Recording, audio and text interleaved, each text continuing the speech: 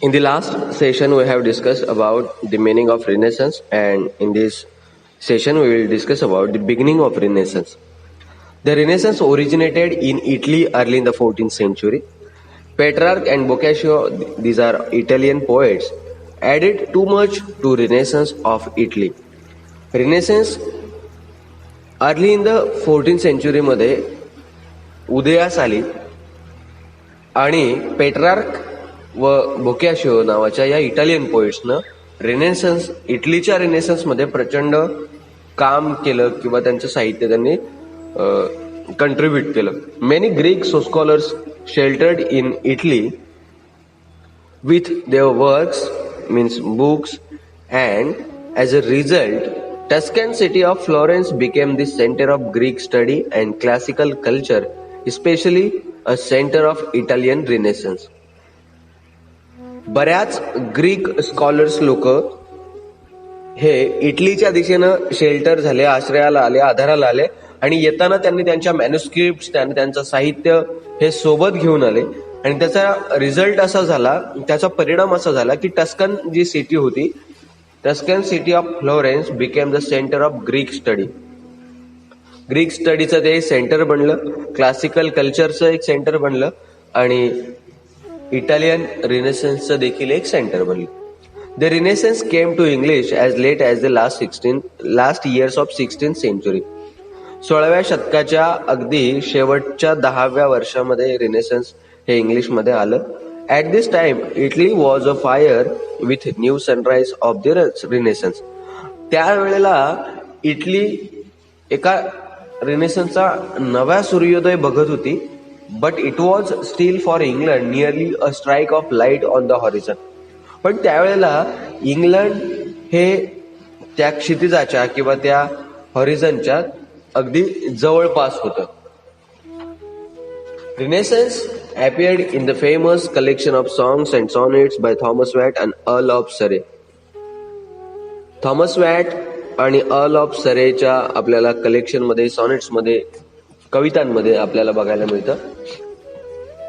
Now Renaissance and its two aspects we will discuss: Humanism and Reformation. These are two aspects of the Renaissance. It means humanism and reformation. Okay. So humanism means study of classical writing. शास्त्रीय लिखाण म्हणा किंवा मानवी जीवनाच्या कल्याणाचं जे लिखाण ज्यामध्ये व्हायचं, क्लासिकल रायटिंग ज्यामध्ये असायची किंवा त्याचा अभ्यास ज्याच्यामध्ये असायचा, त्याला ह्युमॅनिझम असं म्हणतात. The classical authors are humanistic. जे क्लासिकल ऑथर्स आहेत ते ह्युमॅनिस्टिक आहेत, मानवतावादी आहेत. In outlook in the period of Renaissance. रिनेसन्सच्या पिरियडमध्ये आपल्याला ते क्लासिकल ऑथर्स बघायला मिळतात किंवा त्यांचं लिखाण आपल्याला बघायला मिळतं. Human values came to be recognise as permanent values. जे मानवी मूल्य होती ती परमनंट व्हॅल्यूज म्हणून उदयास आली किंवा ओळखली जाऊ लागली. They were rich by heritage. ते एका वारशाप्रमाणे किंवा वारसा किंवा पुरातनाप्रमाणे आपल्यापर्यंत पोहोचले. So the chief characteristics of Renaissance was emphasis on humanism, which means man's concern for himself or man for man. आणि म्हणून रिनेसन्सची जी काही महत्वाची काही कॅरेक्टरिस्टिक्स आहेत, त्यांनी ह्युमॅनिझमवर महत्व दिलं की मानवतावादावर महत्व दिलं आणि माणूस हा माणसासाठी आहे किंवा माणुसकी ज्याला आपण म्हणतो यावर त्यांनी जास्त महत्व दिलं. पुढे the leading figure in humanism is Erasmus. जी महत्वाची किंवा जी की फॅक्टर ज्याला आपण म्हणतो ह्युमॅनिझमची, ती आपल्याला इरॅस्मस म्हणजेच आपल्याला या ह्युमॅनिझम मध्ये एक प्रकारे वेगळ्या पद्धतीनं किंवा like Renaissance, humanism too affected the literature of the period. म्हणजे एक प्रकारे रिनेसन्सवर ह्युमॅनिझम प्रचंड परिणामकारक आपल्याला बघायला मिळाले किंवा रिनेसन्समध्ये ह्युमॅनिझम हा महत्वाचा ऍस्पेक्ट आपल्याला बघायला मिळाला. Reformation is one of the notable results of Renaissance in the spheres of religion. Reformation ही एक देखील नोटेबल निकाल म्हणू शकतो आपण, किंवा त्या रिनेसेन्सचा एक रिझल्ट म्हणू शकतो की Renaissance in the spheres of religion.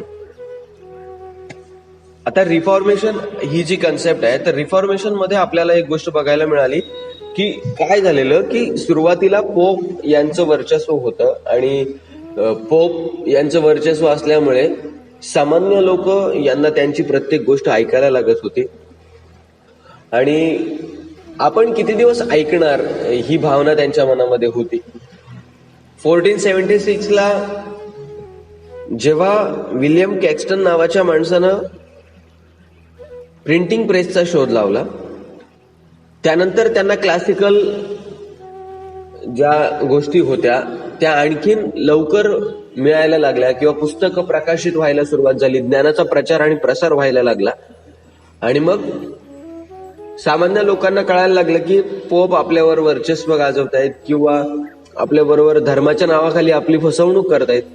या गोष्टी जेव्हा त्यांना कळायला लागल्या त्यावेळेला प्रोटेस्टंट एक नवी मुवमेंट उभी राहिली, पोप वर्सेस प्रोटेस्टंट, आणि तिथून एक नवीन रिफॉर्मेशन खऱ्या अर्थानं सुरू झाली असं म्हटलं जातं.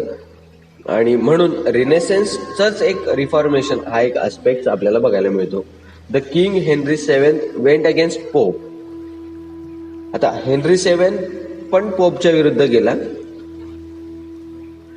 And dissolve the मॉनिटरीज. पोपचं जे वर्चस्व होतं ते वर्चस्व हेनरी सेव्हन यानं मोडून काढलं, कारण राजा हा फक्त नामधारी होता, त्यामुळे तो देखील पोपच्या विरुद्ध गेला आणि मग नंतर हळूहळू राजाचं वर्चस्व, therefore the king became more important than pope. आणि नंतर मग पोप जो आहे तो इम्पॉर्टंट झाला किंवा महत्वाचा झाला. The translation of Bible became more important feature. आणि मग त्यानंतर रिनेसन्स नंतर जेव्हा त्या बायबलचं ट्रान्सलेशन झालं किंवा महत्वाच्या गोष्टी जेव्हा लोकांपर्यंत आल्या, तेव्हा ते जे बायबलचं ट्रान्सलेशन होतं ते एक महत्वाचं फीचर त्या ठिकाणी झालं. Soon Elizabeth became ruler in England and like humanism. Reformation too along with Renaissance affected the life, culture and literature of the Elizabethan age. आणि मग त्यानंतर रिफॉर्मेशननं तिथल्या मानवी जीवनावर किंवा तिथल्या कल्चरवर, तिथल्या लिटरेचरवर एक प्रकारे चांगला प्रभाव त्या ठिकाणी पाडला. Thus the Renaissance can be called an important intellectual revolution. आणि म्हणून रिनेसन्सला आपण एक महत्वाची बौद्धिक क्रांती म्हणू शकतो, बिकॉज ऑफ ह्युमॅनिझम अँड रिफॉर्मेशन. ह्युमॅनिझम आणि रिफॉर्मेशनमुळे आपण रिनेसन्सला एक महत्वाची क्रांती, बौद्धिक क्रांती ज्याला आपण म्हणू शकतो. This Renaissance movement was shaped by various factors in England. ही जी रिनेसन्स चळवळ आहे ती वेगवेगळ्या आकाराची आपल्याला इंग्लंडमध्ये बघायला मिळते. Tudor monarchs themselves shaped the Renaissance in England. सुरुवातीला ट्युडरचा जो पिरियड होता, त्याच्यानंतर मोनार्क्स आले, त्याच्यानंतर हेनरी सेव्हन्थ आला, त्याच्यानंतर एलिझाबेथ आले. या लोकांनी खऱ्या अर्थानं म्हणजे त्यानंतरचा जो एक एक एक काळ येत गेला, त्यांच्या नंतर हळूहळू या रिनेसन्सला इंग्लंडमधल्या आकार येत गेला. The Renaissance got the royal patronage of the king Henry seven, who was the great friend of new learning, music, art, literature. त्याला सुद्धा नवीन शिकायचं, नवीन ऐकायचं, नवीन साहित्य या सगळ्याबद्दल आवड होती. अर्थात एलिझाबेथन एज मध्ये जो रिनेसन्स झाला, पुनर्जागरण जे झालं ते लर्निंगचं रिनेसन्स झालं. म्हणजे लर्निंग बद्दलचं पुनर्जागरण झालं. प्रत्येकाला नवीन शिकण्याची आवड निर्माण झाली होती, नवीन शिकण्याचा लोकांना एक छंद जाडला होता. Later on in the region of queen Elizabeth, renaissance achieve its flourishing stage. एलिझाबेथच्या नंतर किंवा एलिझाबेथच्या काळापासून एक रिनेसन्स याला फुललं म्हणू शकतो आपण, फ्लोरिंग ज्याला म्हणतो. तर रिनेसेन्स बहरलं किंवा रिनेसेन्सचा प्रचंड विकास झाला. England came into contact with several other European countries because of trade and political factors. त्यानंतर इंग्लंड युरोपियन कंट्रीज बरोबर कॉन्टॅक्टमध्ये आले. मग ट्रेड असेल, पॉलिटिकल फॅक्टर असेल, या सगळ्यांमुळे ते एकमेकाच्या कॉन्टॅक्टमध्ये आले. The invention of the first printing press in 1476. मग अशीच आपण म्हणालो की फर्स्ट प्रिंटिंग प्रेसचा जो शोध लागला किंवा संशोधन झालं इन 1476 मध्ये इंग्लंडला by William Caxton shape the renaissance of England. 1476 मध्ये जो शोध लागला त्याच्यानंतर खऱ्या अर्थानं इंग्लंड मधल्या रेनेसन्सला शेप मिळाला, आकार मिळाला. Classical scholars who were in Italy came back to England with scholarship and started a school in England.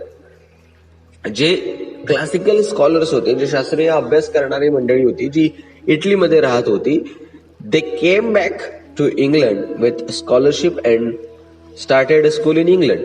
आणि मग त्यांनी इंग्लंडमध्ये एक स्कूल सुरू केलं with scholarship. And Latin and Greek was taught in the school. Latin आणि Greek ही भाषा त्या ठिकाणी शिकवली जाऊ लागली. Finally the scientific theory like Galileo and Copernicus also contributed much to the preparation of the renaissance. आणि मग ग्रीक आणि लॅटिन या भाषा तिथे शिकवल्या जाऊ लागल्या. त्यामुळे सरतेशेवटी वैज्ञानिक थिअरी आणि गॅलिलिओ किंवा कोपर्निकस यांच्या ज्या थिअरी होत्या किंवा यांचे जे विचार होते त्यांचं देखील कंट्रीब्युशन हे रिनेसन्सच्या प्रिपरेशन मध्ये आपल्याला बघायला मिळालं. The renaissance along with humanism and reformation led the impact on period. रिनेसन्सनं ह्युमॅनिझम आणि रिफॉर्मेशनच्या साह्यानं रिनेसन्सनं त्या पिरियडवर एक त्यांचा स्वतंत्र ठसा उमटवला किंवा एक इम्पॅक्ट आपल्याला बघायला मिळतो. The first impact of renaissance in England was registered in the work of university wits. University wits संदर्भात स्वतंत्र आपण बघणार आहोत. तर युनिव्हर्सिटी विट्स नावाची एक स्वतंत्र इंटेलेक्च्युअल ऑथर्स किंवा पोएट, ड्रामाटिस्ट यांची एक नवीन फळी उभी राहिली. This is because the universities in England were also the study centers of all the learning in those days. आणि म्हणून युनिव्हर्सिटी विथ किंवा युनिव्हर्सिटीज ज्या इंग्लंड मधल्या होत्या त्या एक स्टडी सेंटर म्हणून उभ्या राहिल्या. आणि त्यावेळेला प्रचंड लर्निंग सुरू झालं किंवा लोक शिकू लागले. The scholars of England returned to their own country by studying the classical literature. आणि मग जे स्कॉलर्स होते, जे बाहेर ज्या देशांमध्ये जाण्याचा प्रयत्न करत होते किंवा बाहेर गेले होते, the scholars of England, they returned to their own country. ते स्वतः त्यांच्या परत देशात गेले क्लासिकल स्टडीचं लिटरेचर शिकून. So we see the impact of classical mythology and ancient literature and Italian influences on literature such as delight in the beauty of language. Ancient literature असू द्यात किंवा मायथॉलॉजी असू द्यात आणि इटालियन इन्फ्लुएन्स जो असू द्या लिटरेचरवरचा, त्यानं एक प्रकार लँग्वेजच्या लँग्वेजच्या भाषेच्या सौंदर्यामध्ये एक प्रकाश टाकण्याचं काम केलं. त्यामध्ये मग लव्ह फॉर वेल्थ असू द्या, लव्ह फॉर नॉलेज असू द्या किंवा love for man etc.. All this characteristics of Renaissance are present in the Elizabethan literature. तर एलिझाबेथनच्या लिटरेचरमध्ये किंवा त्या काळातल्या लिटरेचरमध्ये हे जे भाषेचं सौंदर्य जे वाढलं ते या सगळ्या गोष्टींमुळे, म्हणजे रिनेसन्स आला, त्या रिफॉर्मेशन आलं, रिफॉर्मेशन नंतर ह्युमॅनिझम या सगळ्या गोष्टी झाल्या. आणि या सगळ्या गोष्टींचा रिझल्ट काय झाला, जे बाहेरच्या देशामध्ये लोक गेले होते ते पुन्हा, जे इटलीला गेले होते ते पुन्हा इंग्लंडला आले. जे स्कॉलर होते, क्लासिकल स्कॉलर्स होते, त्यांनी स्कूल सुरू केल्या स्कॉलरशिपवर. त्याच्यामध्ये लोकांना त्यांनी मायथॉलॉजी, एन्शियंट लिटरेचर या सगळ्या गोष्टी दिल्या. त्या गोष्टी दिल्यामुळे ते जे स्कॉलर्स ऑफ इंग्लंड जे होते ते पुन्हा return to their own country, जे शिकायला आले होते ते पुन्हा त्यांच्या कंट्रीमध्ये गेले आणि त्यांनी लँग्वेजचा प्रसार केला. यामुळे भाषेच्या सौंदर्यावर एक प्रकारे प्रकाश पडला. अशा प्रकारे भाषेच्या सौंदर्यामध्ये एलिझाबेथन लिटरेचरचा प्रचंड समावेश किंवा एलिझाबेथन लिटरेचर आपल्याला रिनेसन्समुळे किंवा renaissance are present in the literature, Elizabethan literature आपल्याला बघायला मिळतं, किंवा रिनेसन्सचा एक चांगला प्रभाव एलिझाबेथन लिटरेचरमध्ये आपल्याला बघायला मिळतो. पुढे, the रिनेसन्स registered a great influence of the individual genre of literature as well as the culture of the period. रिनेसन्स हा वैयक्तिक साहित्यावर आपल्याला देखील महान प्रभाव पडलेला दिसतो आणि ग्रुप किंवा संपूर्ण पिरियडच्या संस्कृतीवर किंवा परंपरेवर त्याचा परिणाम आपल्याला जाणवतो. The Elizabethan writers presented, expressed, reflected and manifested humanism. जे एलिझाबेथन रायटर्स आहेत त्या रायटर्सच्या लिखाणामध्ये ते स्वतः प्रेझेंट झालेले आहेत, एक्सप्रेस झालेले आहेत, किंवा एक प्रकारे रिफ्लेक्ट झालेले आहेत. जे आपण एक्सप्रेस होणं, प्रकट होणं, मॅनिफेस्ट होणं, या ह्युमॅनिझमच्या संदर्भातल्या ज्या आहेत त्या त्यांच्या लिटरेचरमध्ये आपल्याला बघायला मिळतात. जे Elizabethan writers presented, expressed, reflected and manifested humanism in the literature. मानवतावादावर त्यांनी त्यांच्या लिटरेचरमध्ये मेन्शन केलेलं आहे किंवा रिफ्लेक्ट झालेले आहे. In short, the renaissance made the impact on the Elizabethan writers and the Elizabethan writers presented this impact through their writings in the Elizabethan literature. And now we are going to conclude our term Renaissance and its two aspects, humanism and reformation. So the manifestation of the Renaissance in the Elizabethan period is immensely remarkable. आणि म्हणून रिनेसन्स मध्ये जे प्रकटीकरण साहित्यिकांनी केलं ते एलिझाबेथन पिरियडमध्ये प्रचंड महत्वाचं आहे असं आपण म्हणू शकतो. The revival by learning provided a great inspiration to the Elizabethan period. एक प्रकारचं रिवायवल होणं किंवा पुनर्जीवन जे आहे बाय लर्निंग, लर्निंगचा जो रिनेसन्स झालं, लर्निंगचं जे पुनर्जागरण झालं, त्याच्यामुळे एक नवी ग्रेट इन्स्पायरेशन एलिझाबेथन पिरियड मध्ये मिळाली आणि म्हणून the renaissance enrich the English language. आणि म्हणून रिनेसन्सने इंग्लिश लँग्वेजला आणखीन श्रीमंत केली विथ मेनी व्हॅल्युएबल वर्ड्स. वेगवेगळ्या महत्वाच्या शब्दांनी इंग्लिशला त्यांनी श्रीमंत केली. It is renaissance which made the Elizabethan age the golden age of English literature. आणि म्हणून renaissance which made the Elizabethan age, रिनेसन्सला त्यानं एलिझाबेथन एजला golden age of English literature बनवलं असं आपण म्हणू शकतो.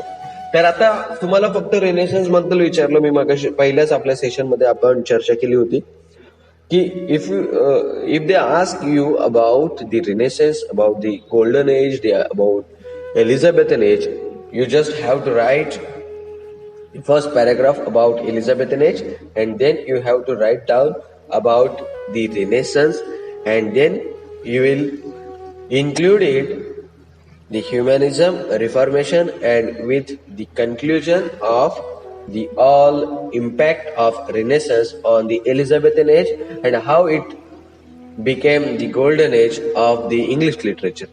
So in the next lecture we will discuss about Elizabethan poetry